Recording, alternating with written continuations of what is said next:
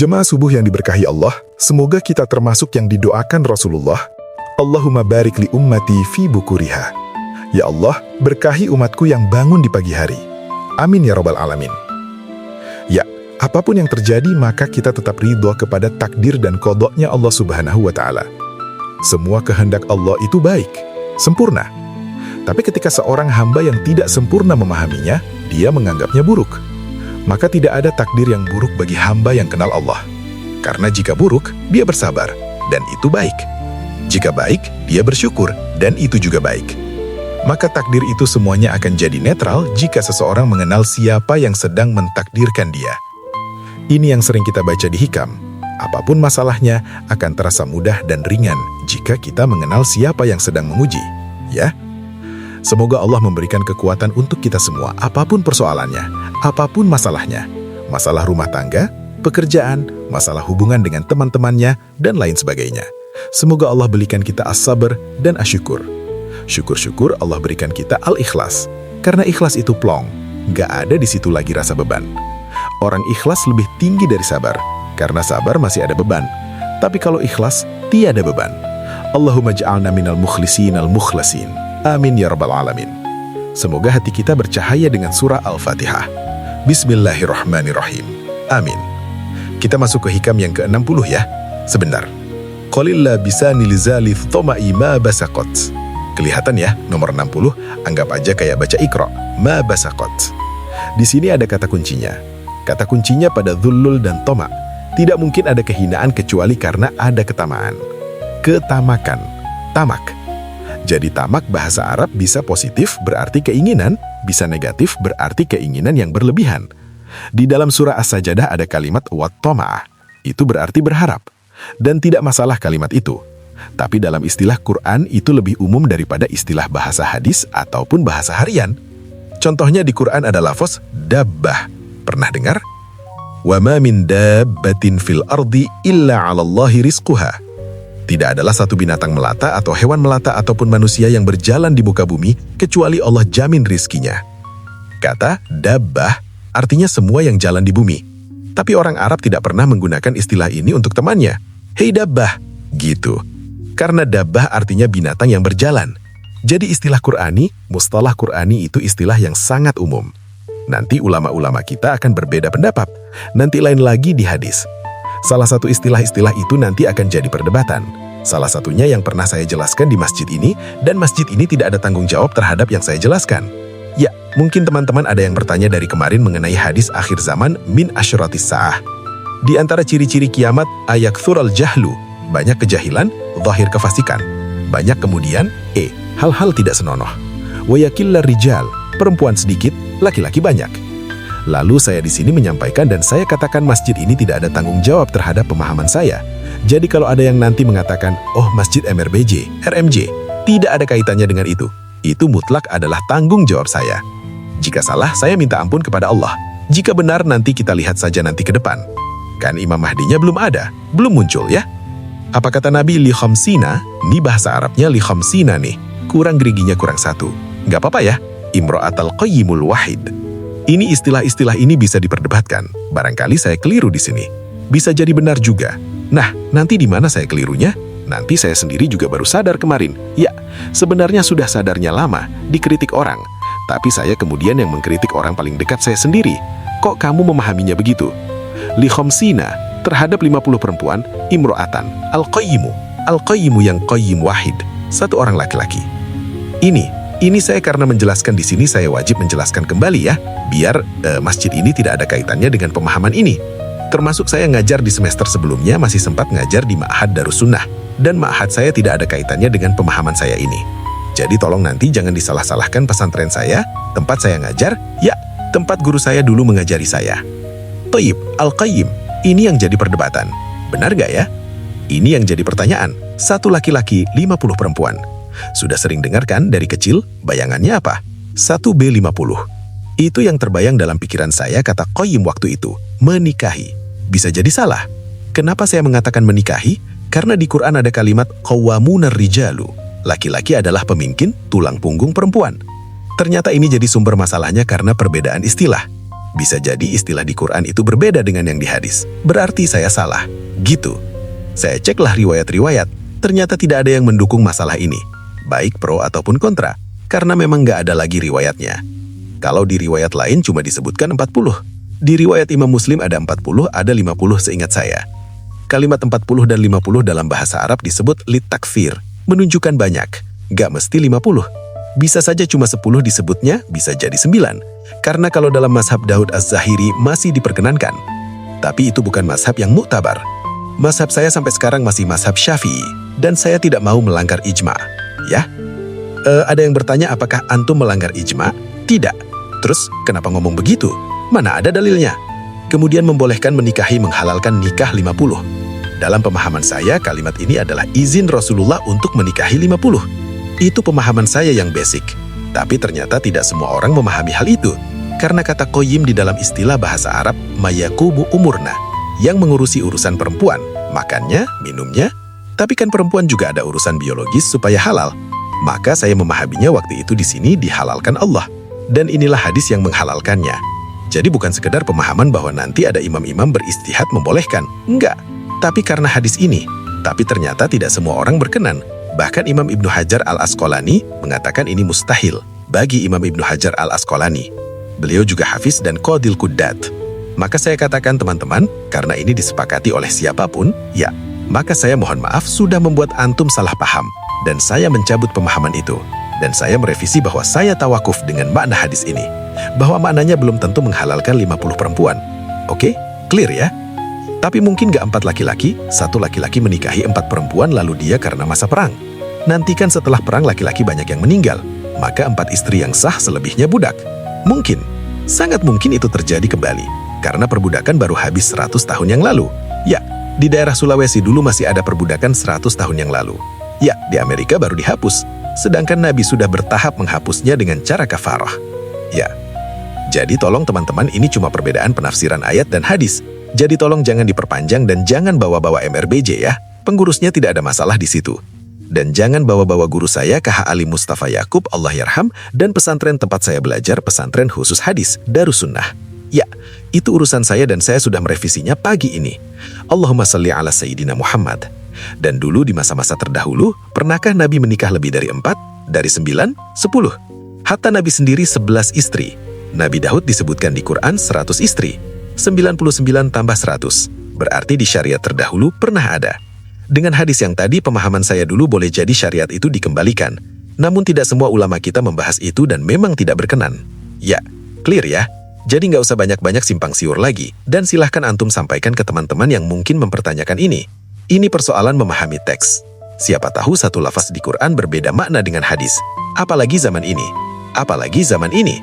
Jarak kita dengan baginda Rasul Sallallahu Alaihi Wasallam sudah 1443. Tambah berat, tambah beliau di Madinah, tambah beliau di Makkah. Baik, kapan kehinaan akan muncul? Ketika ketamaan bersemi di dalam diri, ya. Ala qadri bidri tama'in. Jika ini disemaikan, ketamaan nggak dibersihkan, justru malah disemaikan. Nah, ini yang kemudian jadi catatan Imam Ibnu Athaillah As-Sakandari. Jangan pernah sama sekali merawat ketamaan. Sifat tamak jangan dirawat gitu. Maksudnya tamak itu sifat dari hewan ternak. Makanya hewan ternak itu hina. Tapi sehina-hinanya hewan ternak seperti babi. Babi tidak pernah mengingkari takdirnya ketika dia tidur di kotorannya sendiri. Pernah nggak babi mengingkari takdirnya? Tidur di kotorannya sendiri. Bahkan nggak ada makanan, dia makan kotorannya sendiri. Itu babi pernah protes nggak? Jadi kita ini untuk masalah takdir kalah sama babi. Itu perkataan Imam Sya'rani. Anjing, kata Imam Sya'rani, anjing itu galak tapi tidak tamak. Kata beliau, guruku salah satunya adalah si guguk alias anjing. Maksudnya apa? Saya bingung, karena dalam pikiran alam bawah sadar orang Indonesia khususnya, anjing itu najis karena mazhab Syafi'i. Tapi ternyata di mazhab Maliki tidak. Di mazhab Maliki anjing tidak najis. Kata Imam Sya'rani, lihatlah apabila anjing makan, itu dia kalau sudah kenyang, walaupun dagingnya masih banyak, daging yang dia santap masih banyak, dia tinggalkan. Dia nggak bawa tabungan buat besok gitu, bekal buat besok. Ada nggak anjing begitu? Maka segalak-galaknya anjing, anjing tidak tamak. Nah, kita sudahlah galak, emosional, rakus, tamak lagi. Na'udzubillah min dzalik. Semoga Allah menyembuhkan ketamaan di dalam diri kita semua. semua. Amin ya rabbal alamin. Kita masuk ke 61 ya. Maqadaka say'un mithlul wahmi. Maqadaka say'un mithlul wahmi. Tidaklah yang mengikatmu. Nah, lifestyle, gaya hidup. Nah, ini mainnya di sini ya. Ma tidaklah qadaka mengkaitkanmu, menarikmu say'un sesuatu pun mithlul waham yang lebih deras, lebih kuat daripada waham. Waham itu apa? Nah, ini kalau kita buat ilustrasinya, yakin itu sudah paling tinggi. Pertengahan namanya syak. Apa arti syak? Ragu. Di bawahnya namanya waham. Jadi ini 50%. Dari 0 sampai 50 disebut dengan waham. Pikiran, asumsi tentang sesuatu yang lemah bahkan di bawah syak, tapi kemudian jadi was-was. Bentuknya nanti was-was. Atau kata-kata orang. Hati-hati apa kata orang gitu. Pernah begitu nggak? Apa kata orang kalau aku ke masjid pakai motor? Apa kata orang kalau apa kata orang kalimat itu? Padahal orang nggak pernah ngomong ya. Benar nggak? Saya pernah pakai motor ke sini kan, malah disamperin. Wah Ustadz, malah digituin, motornya motor bat lagi, badan kita segede gini, malah dipuji-puji ya. Saya kaget, saya nggak mau dipuji ya. Nggak akan ada teman-teman. Kata-kata orang itu tidak akan pernah sebenarnya mempengaruhi persepsi orang lain terhadap kita. Nah maka di atas syak inilah harus kita bangun dengan ilmu dari 51 sampai 100. Kalau 100 itu hakul yakin namanya, atau yakin. Ini yang harus kita bangun. Gimana cara membangunnya? Mesti berilmu. Nggak cukup dengan zikir. Saya sudah banyak ketemu ahli zikir, tapi was-wasnya tinggi lagi. Lagi zikir, pikirannya kemana-mana. Kenapa? Karena kalau zikir main sendiri kan, tegang sendiri, hitung sendiri, sebut sendiri, bingung apa yang mau dibayangkan kan, Allah nggak boleh dibayang-bayangin. Benar nggak? Maka lebih enak wirid yang paling hebat itu wirid ilmu. Ilmu yang paling tinggi, ilmu mengenal Allah. Ilmu mengenal Allah tidak mungkin kecuali lewat mengenal diri. Diri yang paling hakiki namanya ruh. Itu sebabnya kajian hikam nanti ujungnya ma'rifatur ruh. Kenal ruh, kenal yang meniupkan roh Allah Subhanahu wa taala ya.